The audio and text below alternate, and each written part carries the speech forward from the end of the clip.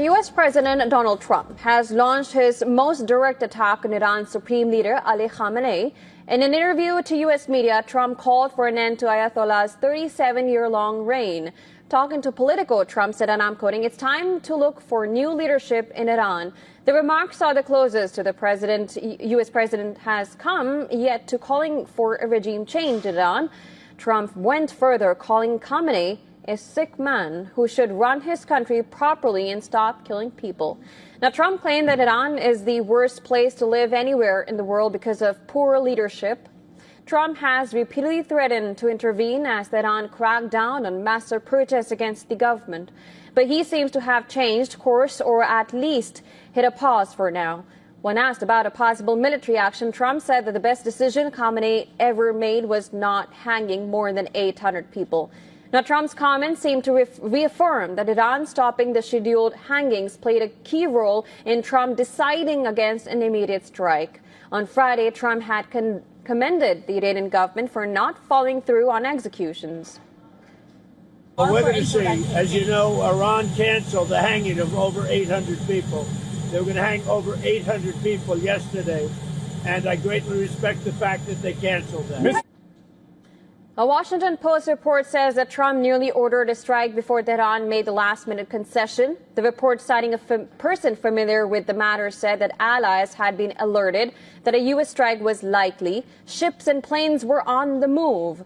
Personnel at Al Udeid Air Base in Qatar were advised to evacuate to avoid an expected Iranian counterstrike. But a text from Iranian Foreign Minister Abbas Araghchi to Special Envoy Steve Witkoff reportedly diffused the situation. While it assured that there will be no hangings, it must be noted that Iran had publicly denied that it had any plans to execute any protester. The report also details how U.S. allies in West Asia urged Trump against the strikes. Israeli Prime Minister Netanyahu personally called Trump to press for restraint. He had warned that Israel was not fully prepared to absorb Iranian retaliation without strong U.S. military backing, which was not in place. Now, the absence of a nearby U.S. aircraft carrier heightened vulnerability. Well, since then, USS Abraham Lincoln has been moving towards the region. Now, reports added that Saudi Arabia joined Arab allies to urge Trump to avoid military strikes on Iran, warning that retaliation can destabilize the region and damage the global economy. But Trump, however, denies anyone convinced him to pause the strike. Did Arab and Israeli officials convince you to not strike Iran? Nobody convinced me. I convinced myself. You had yesterday scheduled over 800 hangings. They didn't hang anyone. They canceled the hangings. That had a big impact. Meanwhile, U.S. Senator Lindsey Graham has said that if these reports of Arab nations' intervention are true, then Arab countries are not a very good ally of U.S. Graham, a close ally of Trump, is on a tour of Israel. He has also claimed that decisions taken today will set the closure of the future of West Asia for 1,000 years.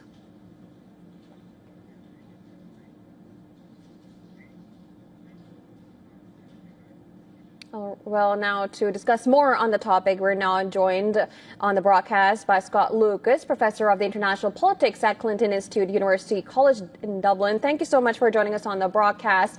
Now, when it comes to, of course, Trump has now denied and backed out, saying, well, he will not, there's no plans, considering the fact that Iran listened to Trump and did not execute 800 people, although 3,000 people already killed. But when it comes to military actions, there were many reports. Arab allies, as I just mentioned, convinced Trump or Israel did because they are not ready. Trump said that he did it on his own volition.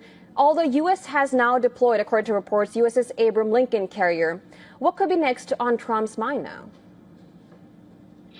Well, I mean, Trump's mind is unpredictable, to say the least. So having threatened these strikes on Iran, the Iranians, either directly or through others, got a message across to Trump that said, oh, no, we're not going to kill anybody else. We're not going to execute anybody else.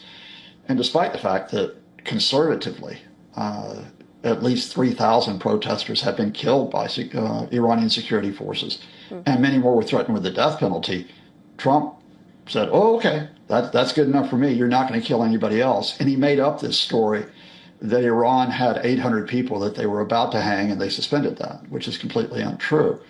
So, in terms of Trump's mind, it's like he marched his troops up the hill and then he's marched them back down again. But I think you have to ask what the administration is going to do next. Are there others in the administration that still want to put further pressure on Iran, including the prospect of military action?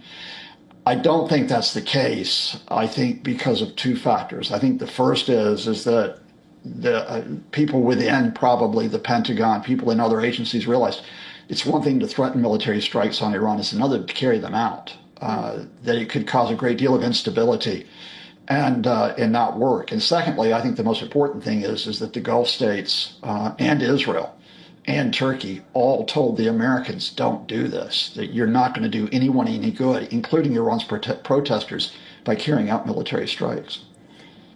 Right. And when you talk about the unpredictability, we have, of course, seen his first statements coming about, regime change. Do you think he will go for regime change? And if yes, what is the alternative that U.S. have to replace the regime in Iran as of now? No, I don't think he'll go for regime change because, frankly, it's too difficult. The fact here is that despite all the myths about the U.S. and Israel being behind these protests, so on, they weren't. These were Iranians on the ground who wanted political, economic, social reforms, and possibly a change of the regime. This wasn't the U.S. directing them. So the U.S. really doesn't really have leverage right now that the protests have been suppressed. And secondly, I think Trump is distracted. Trump is now going to look at something shiny elsewhere. So last night, the news wasn't Iran. It was his latest threats to try to seize Greenland from Denmark and from America's European allies. Right. And you also earlier mentioned, what the Trump administration wants and Pentagon. We have had this one comment come from U.S. Senator Lindsey Graham, who just did slam the Arab nation, saying that they're not very good allies of U.S. If they had stopped the calls or the move for